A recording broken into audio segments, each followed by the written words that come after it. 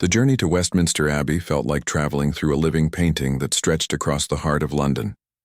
Prince William and Catherine sat side by side in their state Bentley, watching through the bulletproof windows as thousands of people lined every street, balcony, and rooftop along their route.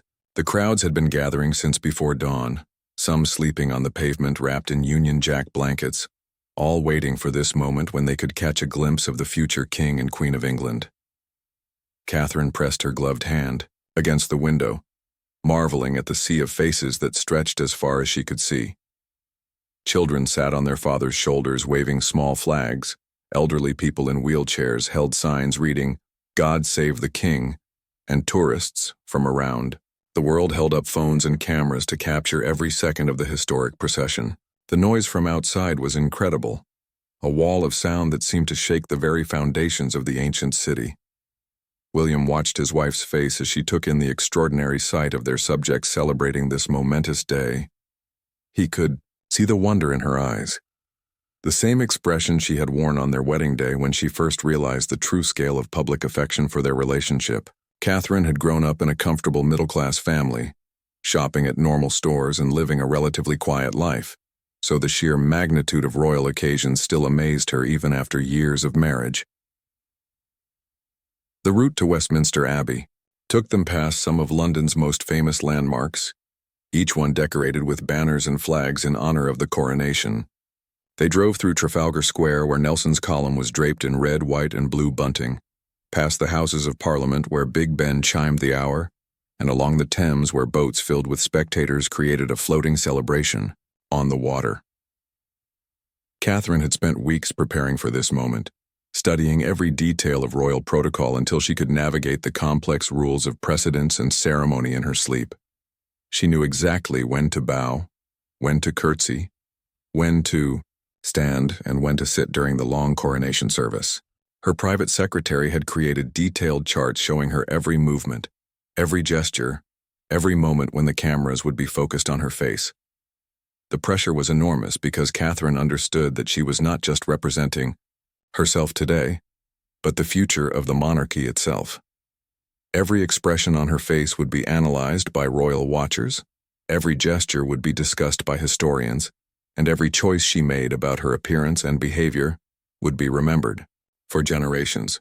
She carried the weight of being a role model for young women around the world who saw her as proof that anyone could rise to greatness with hard work and dedication.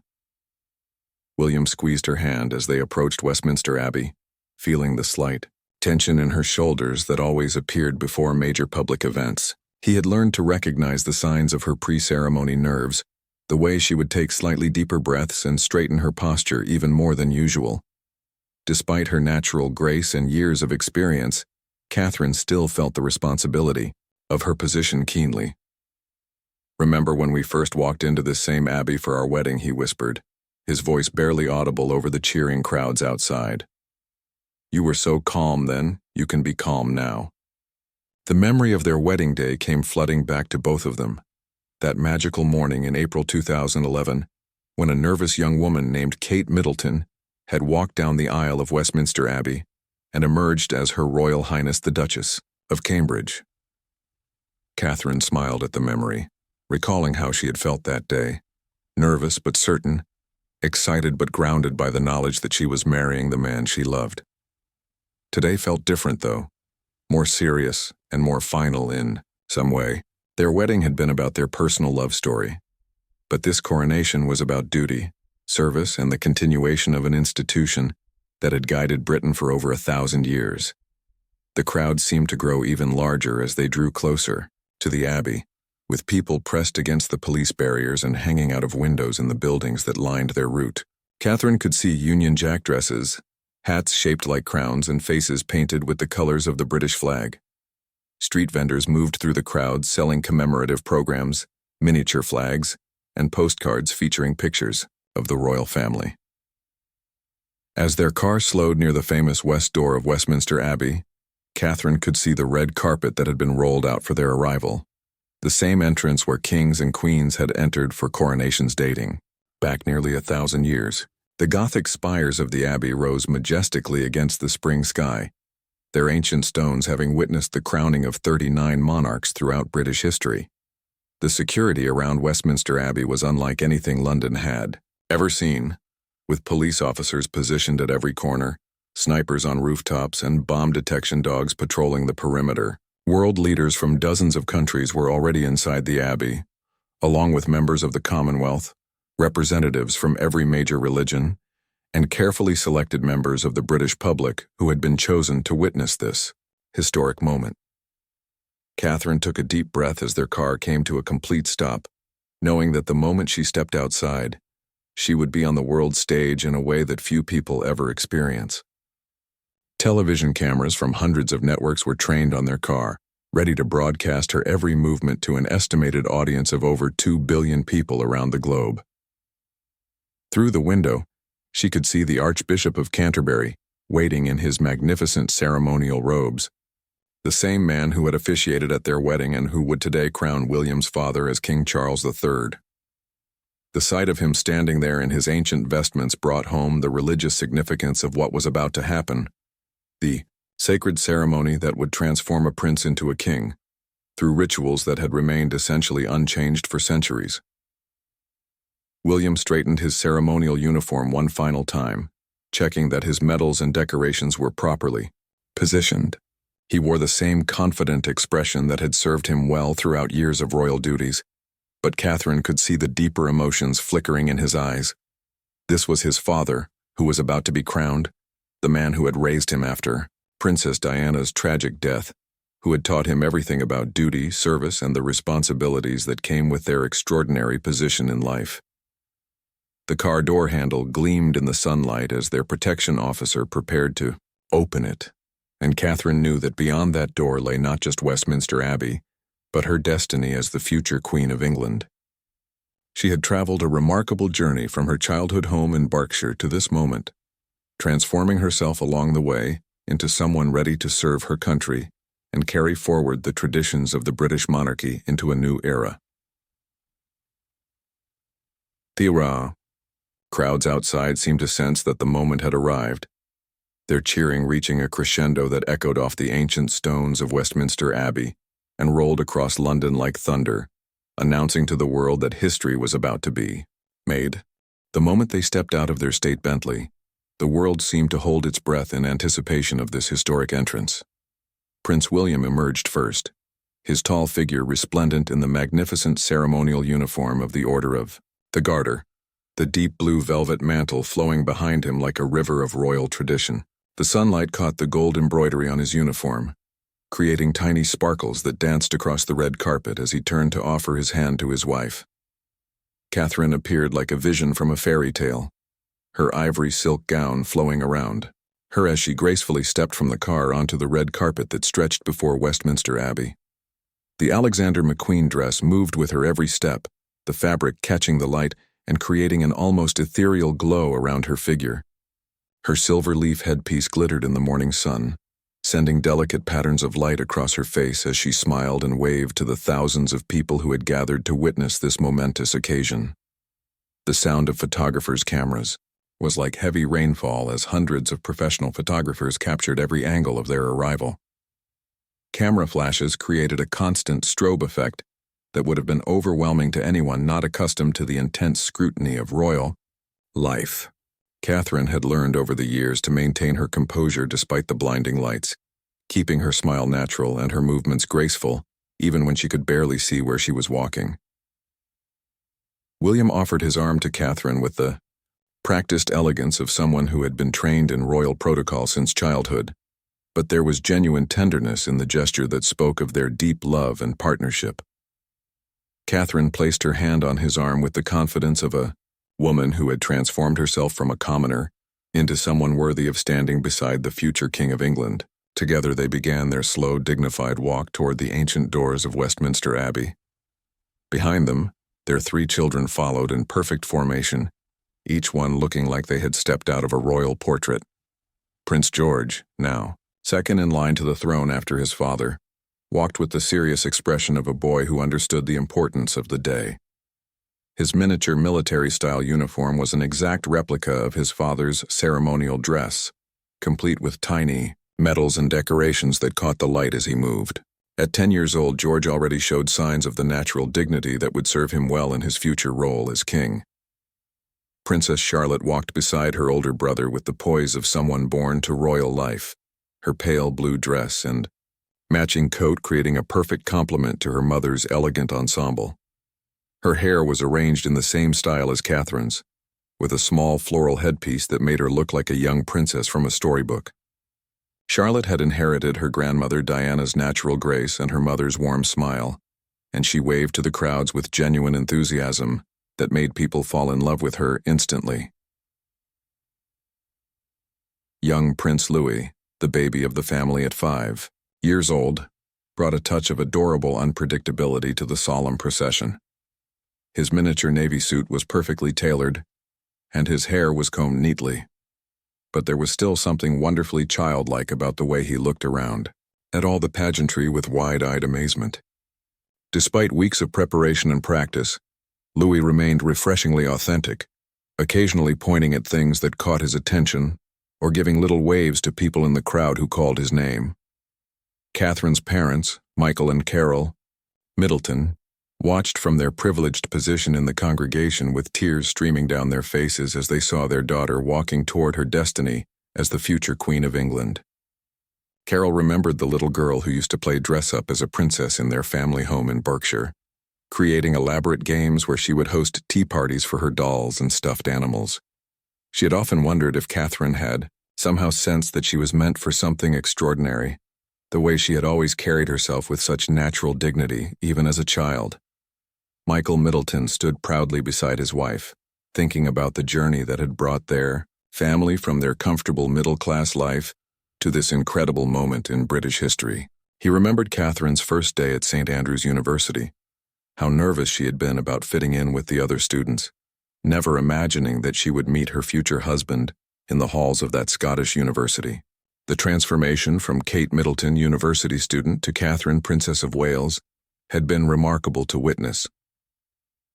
As the royal family processed down the ancient aisle of Westminster Abbey, William felt the presence of his mother, Princess Diana, more strongly than ever before. The abbey was filled with the same golden light that had illuminated Diana's funeral service, and William could almost feel her spirit watching over him as he prepared to take another step toward his ultimate destiny as king. He knew that Diana would have been incredibly proud to see her son and daughter-in-law representing the modern face of the monarchy, bringing warmth and relatability to an institution that had sometimes seemed distant from ordinary people. The congregation that filled Westminster Abbey was unlike any gathering in recent memory, with world leaders, members of the Commonwealth, representatives from every major religion, and carefully selected members of the British public all united. In witnessing this historic moment, presidents and prime ministers sat alongside ordinary citizens who had been chosen through a special lottery system, creating a unique blend of political power and democratic representation that reflected the modern nature of the British monarchy. Catherine walked with perfect posture, her years of deportment training evident in every step she took. She had spent countless hours learning how to move gracefully while wearing formal gowns and ceremonial robes, how to manage long trains without tripping, and how to maintain her dignity even when climbing stairs or navigating uneven surfaces. Every lesson had been preparing her for moments like this, when the eyes of the world were upon her and any misstep would be remembered forever. The ancient stones of Westminster Abbey seemed to whisper with the voices of all the kings and queens who had been crowned within these walls over the past 1,000 years. The Gothic arches soared overhead like prayers made manifest in stone, and the stained glass windows cast rainbows of colored light across the red carpet, where William and Catherine walked toward the altar, where his father waited to be crowned. Organ music swelled to fill every corner of the abbey, the same triumphant hymns that had celebrated royal occasions for centuries, mixing with the excited murmur of the congregation as they witnessed the arrival of the future king and queen. Television cameras discreetly positioned throughout the year, Abbey were broadcasting this moment to over 2 billion people around the world, making it one of the most watched events in human history. As they approached the altar where King Charles would soon be crowned, William and Catherine exchanged A quick glance that spoke volumes about their partnership and shared commitment to serving their country. They were no longer just husband and wife, but partners in the sacred duty of maintaining the British monarchy for future generations, carrying forward traditions that stretched back over a millennium while adapting them for the modern world. The iodous, golden light streaming through the abbey's ancient windows seemed to bless their passage as they took their places for the ceremony that would change the course of British history. The morning sun cast a golden glow over Westminster Abbey as London prepared for its most magnificent day in 70 years. Prince William stood before the ornate mirror in his private chambers at Clarence House, his reflection showing a man who had grown from the shy boy the world once knew into someone ready to shoulder the weight of a 1,000-year-old crown. The deep blue velvet mantle of the Order of the Garter lay carefully arranged on his bed, its rich fabric catching the early light streaming through the tall windows.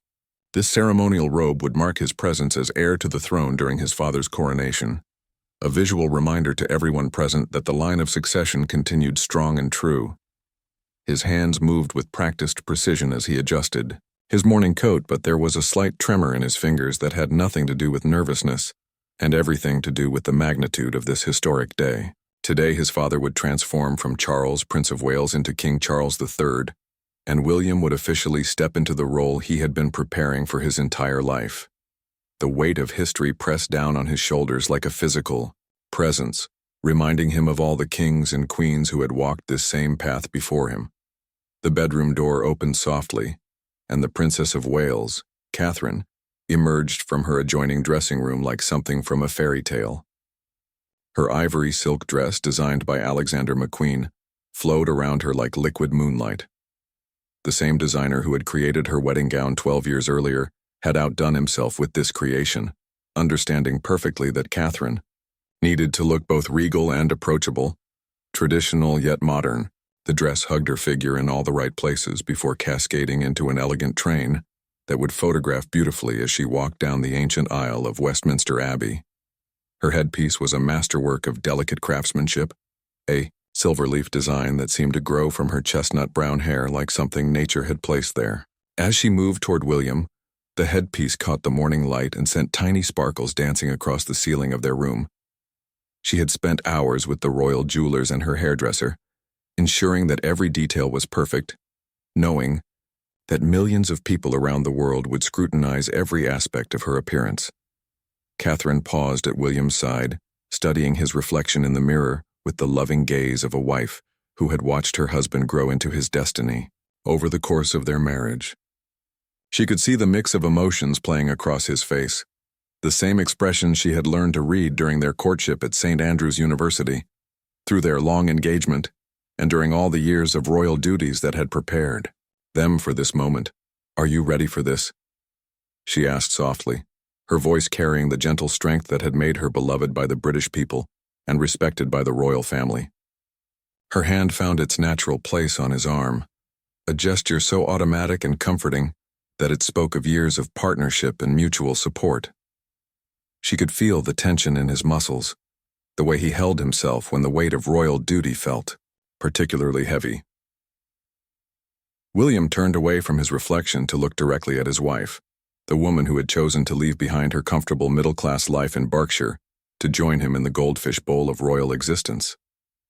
Catherine had never been born to this life, but she had embraced it with a grace and dedication that amazed him every single day. She had transformed herself from Kate Middleton, the girl next door, into Catherine, Princess of Wales, without losing the warmth and authenticity that had first attracted him to her. "With you beside me, I am ready for anything," he replied, his voice carrying the conviction of a man who had found his anchor in the storm of royal life. He reached for her hand, intertwining their fingers in a gesture that had become their signature move at public events, a small display of affection that humanized them in the eyes of the public while maintaining the dignity required of their positions.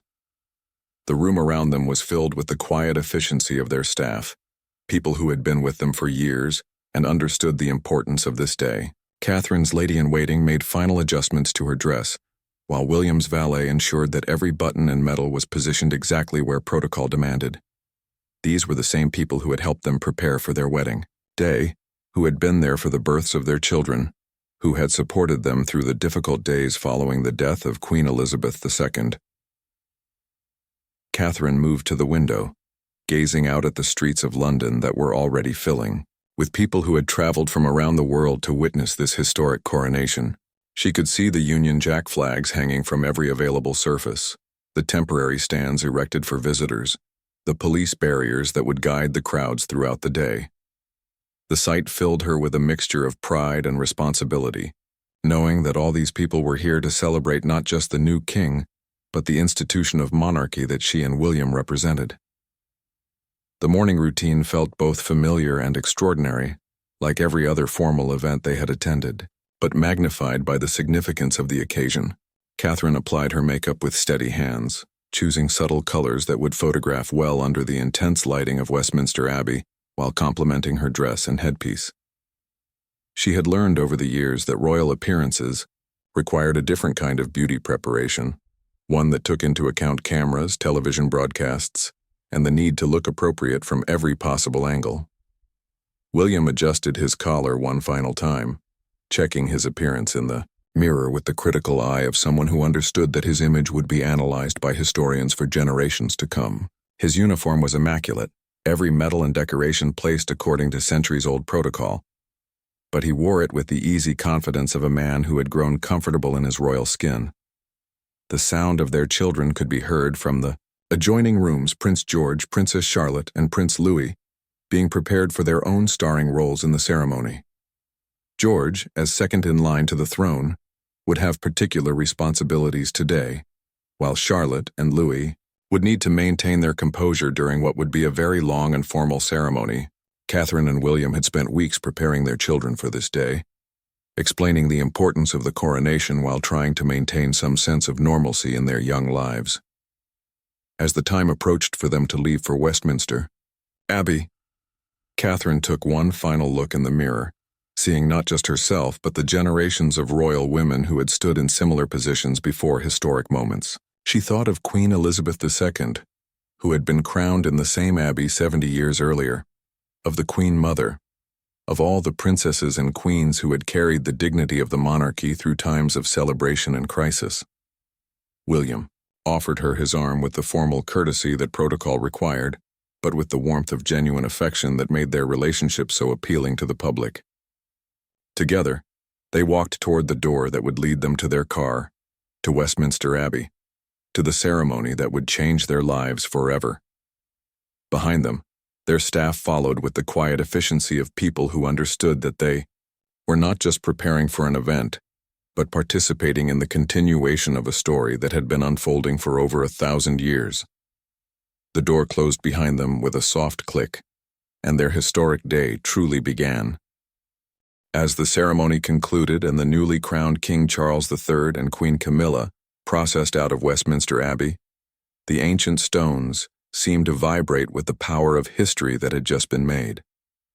The king walked with a majesty that seemed to have been awakened by the crown now resting on his head, his golden coronation robes flowing behind him like liquid sunlight. Every step he took was measured and deliberate, the walk of a man who had finally claimed his destiny after waiting longer than any heir in British history. Prince William and Catherine followed closely behind, their faces radiant with joy and pride as they emerged from the abbey into the brilliant afternoon sunshine. The transformation in William was remarkable to see, as if witnessing his father's coronation had awakened something deep within him about his own future role as king. Catherine moved beside him with the grace of someone who understood that she had just witnessed her own preview of destiny, knowing that one day she would walk this same path as William's queen. The crowds outside Westminster Abbey erupted in cheers that seemed to shake the very foundations of London, a sound that rolled across the city like thunder and could be heard for miles in every direction. Union Jack flags waved frantically in the air, creating a sea of red, white, and blue that stretched as far as the eye could see. People who had been waiting for hours pressed against the police barriers, desperately trying to catch a glimpse of their new king and the royal family as they made their way toward the Golden State Coach that would carry them back to Buckingham Palace. The state coach itself was a masterpiece of royal craftsmanship, its golden exterior polished to mirror brightness and decorated with intricate carvings that told the story of British monarchy through the centuries. The horses that would pull, the coach stamped and snorted with excitement, their ceremonial harnesses gleaming with brass fittings and decorated with plumes of feathers that danced in the afternoon breeze.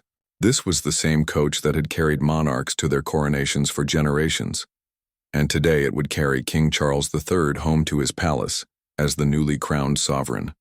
Catherine helped arrange her children as they prepared for the coach ride back to Buckingham Palace, making sure that Prince George's uniform was perfectly straight and that Princess Charlotte's dress was arranged properly for the journey. Young Prince Louis bounced with excitement, his eyes wide with wonder at all the pageantry surrounding him. Despite his young age, he seemed to understand that something very special was happening, though he could not quite comprehend the full significance of seeing his grandfather transformed into a king. The journey through the streets of London was like traveling through a living celebration that stretched across the entire city. Every balcony was packed with people waving flags and cheering. Every window frame held someone trying to catch a glimpse of the royal procession, and every street corner was decorated with banners and bunting in honor of the new king. The sound of church bells rang out from every corner of London, creating a symphony of celebration that seemed to lift the very spirits of everyone who heard it. William sat beside Catherine in the coach, watching the incredible outpouring of love and support from their subjects with amazement. He had attended many royal events throughout his life, but nothing had prepared him for the sheer scale of public excitement that surrounded his father's coronation. The British people had waited 70 years for this moment, and their joy was infectious and overwhelming in its intensity. Catherine waved to the crowds with the practiced elegance she had perfected over years of royal duties, but there was something different about her demeanor today. She seemed to glow with an inner light that came from understanding her place in the grand story of British history. Today she was not just the Princess of Wales, but the future Queen of England, and that knowledge gave her movements a new dignity and purpose that was visible to everyone who saw her. The approach to Buckingham Palace was the most spectacular part of the entire journey, with the mall lined on both sides with thousands of people who had traveled from around the world to witness this historic day. The famous red road surface was covered with rose petals that had been scattered by well-wishers, creating a fragrant carpet that perfumed the air with the sweet scent of celebration. The Victoria Memorial stood proudly at the entrance to the palace, draped in ceremonial banners that fluttered in the afternoon breeze like prayers made visible. Buckingham Palace itself had been transformed for the occasion, with every window draped in ceremonial bunting, and the famous balcony decorated with flowers and royal standards that announced to the world that a new king had come home. The palace guards stood at attention in their brilliant red uniforms, their tall black hats creating perfect lines of military precision that spoke of centuries of tradition and service to the crown. The moment when the royal family appeared on the famous balcony of Buckingham Palace felt like the culmination of everything that had led to this extraordinary day. King Charles III stepped forward first, still wearing his coronation robes and the imperial state crown that caught the afternoon sunlight and sent sparkles dancing across the faces of the crowd below. Queen Camilla stood beside him, her own crown glittering as she waved to the thousands of people who had gathered in front of the palace. William and Catherine emerged onto the balcony with their children, and the crowd's cheers reached a volume that seemed impossible for human voices to achieve. William wrapped his arm around Catherine's waist in a gesture so natural and loving that it reminded everyone watching why they had fallen in love with this couple from the very beginning. The simple display of affection between husband and wife humanized the entire royal family and made them seem both regal and relatable at the same time. Catherine leaned into William slightly, a movement so subtle that only the most observant watchers would notice, but it spoke volumes about their partnership and mutual support. She was no longer the nervous university student who had first caught the prince's eye at St. Andrews, but a confident woman ready to serve her country and carry forward the legacy of British queens who had come before her. Their children stood between their parents, representing the future of the monarchy in the most beautiful way possible. Prince George waved with the serious dignity of someone who understood his future responsibilities. Princess Charlotte charmed everyone with her natural grace and genuine smile, and Prince Louis delighted the crowd with his enthusiastic waves and occasional funny faces that reminded everyone that he was still just a normal 5-year-old boy despite his extraordinary circumstances.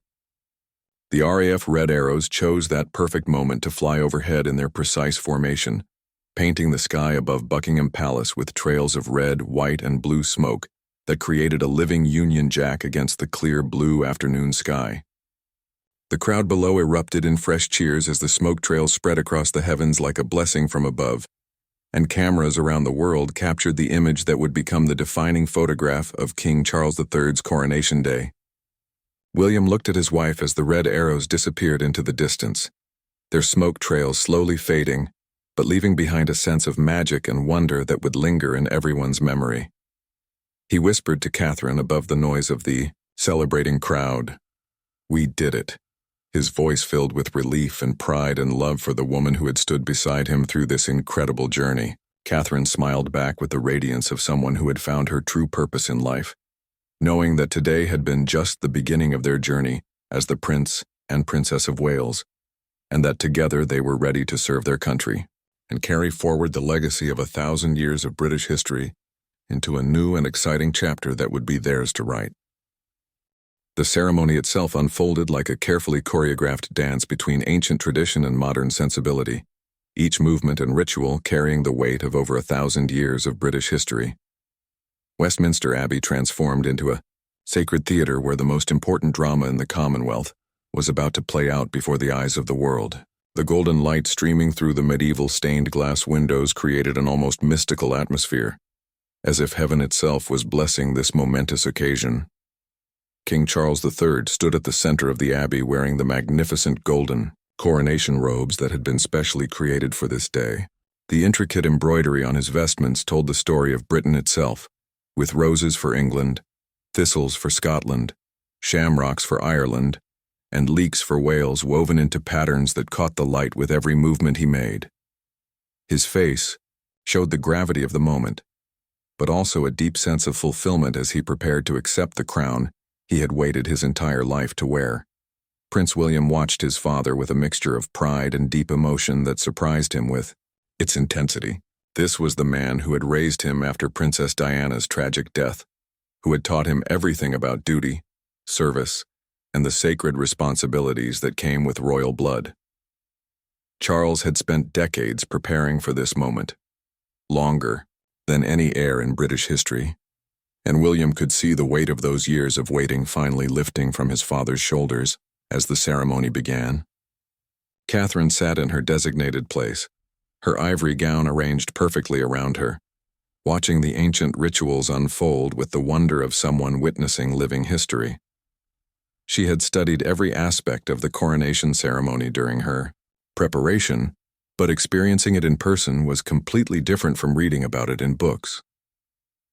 The Archbishop of Canterbury moved through the sacred rites with the solemnity of someone who understood that he was not just conducting a ceremony, but participating in the continuation of an unbroken chain that stretched back to the earliest days of the English monarchy. The moment when the Archbishop lifted St. Edward's crown seemed to freeze in time, the heavy golden circlet catching the light from hundreds of candles and creating a halo effect that made it appear almost supernatural. This was the same crown that had been used to crown monarchs for centuries, its ancient gold and precious stones carrying the prayers and hopes of generations of British subjects. As it was slowly lowered onto King Charles's head, a profound silence fell over the entire abbey, broken only by the gentle rustling of ceremonial robes and the distant sound of church bells beginning to ring across London. William felt his throat tighten with emotion as he watched his father officially become king. The transformation was visible and immediate, as if the crown had activated something deep within Charles that had been waiting decades to emerge. No longer was he the Prince of Wales who had lived in his mother's shadow, but King Charles III, sovereign of the United Kingdom and head of the Commonwealth, carrying the hopes and dreams of millions of people around the world. The moment for the homage ceremony arrived, and William rose from his seat with the fluid grace that years of royal training had ingrained in his every movement. He walked slowly toward his father, each step carrying him closer to his own eventual destiny as king. The abbey fell completely silent as William approached the newly crowned monarch, every person present understanding that they were witnessing a pivotal moment in the line of royal succession. William knelt before his father with perfect form, his ceremonial robes pooling around him on the ancient stones of the abbey floor. The words of the homage oath had been spoken by heirs to the throne for generations, but when William spoke them, they carried special meaning because everyone knew that he would be the next person to wear the crown that now rested on his father's head. I, William, Prince of Wales, pledge my loyalty to you, and faith and truth I will bear unto you as your liege man of life and limb. So help me God. The words echoed through Westminster Abbey with crystal clarity, witnessed by the assembled world leaders, members of the Commonwealth, and the billions of people watching on television around the globe. Each word was a promise, a commitment, and a recognition of the sacred bond between father and son, between king and heir, between past and future. Catherine felt tears spring to her eyes as she watched her husband honor his father and formally accept his role in the line of succession. She understood better than most people the weight of the promises William was making, because she would share that burden with him when their time came to serve. The homage ceremony was not just about William's relationship with his father, but about his commitment to the British people and to the institution of monarchy that would one day be their responsibility to preserve and protect. The solemnity of the moment was beautifully broken when young Prince Louis, despite weeks of preparation and countless reminders about proper behavior, could not quite contain his excitement at seeing his grandfather transformed into a king. The 5-year-old gave a small, enthusiastic wave to King Charles, his innocent gesture causing gentle smiles to ripple through the congregation and reminding everyone present that this was ultimately a family celebration as well as a state occasion. Princess Charlotte sat with perfect posture, her young face serious with concentration as she watched the ceremony unfold. At 8 years old, she was beginning to understand the significance of what was happening, but she was also old enough to feel the weight of her own future responsibilities as a senior member of the royal family. Her grandmother, Princess Diana, had been known for her natural warmth and connection with people, and Charlotte showed early signs of inheriting that same special quality. Prince George, as second in line to the throne, watched the ceremony with the focused attention of someone who knew that he was seeing a preview of his own future. At 10 years old, he was old enough to understand that the crown on his grandfather's head would one day pass to his father, and eventually to him. The weight of that knowledge was visible in his serious expression as he observed every detail of the coronation ceremony, unconsciously preparing himself for the day when he would kneel before his own father in this same abbey. Queen Camilla, now officially crowned as Queen Consort, sat beside her husband with tears of joy streaming down her face. She had waited decades for this moment, enduring years of public scrutiny and criticism, before finally being accepted by the British people as a worthy partner for their king. Her journey from the controversial other woman to beloved Queen Consort had been long and difficult, but today represented the final validation of her place in the royal family. The Archbishop of Canterbury raised his hands in blessing over the newly crowned king and queen, his voice carrying across the abbey as he spoke the ancient words that had concluded coronation ceremonies for centuries. The golden light streaming through the windows seemed to intensify, as if nature itself was celebrating this moment when Charles Philip Arthur George officially became King Charles III, by the grace of God, King of the United Kingdom and the Commonwealth realms, defender of the faith. The ceremony reached its crescendo as the congregation rose to sing the national anthem, 2,000 voices joining together in God Save the King, the words echoing off the ancient stones and carrying beyond the abbey walls to where thousands more people waited to celebrate their new monarch.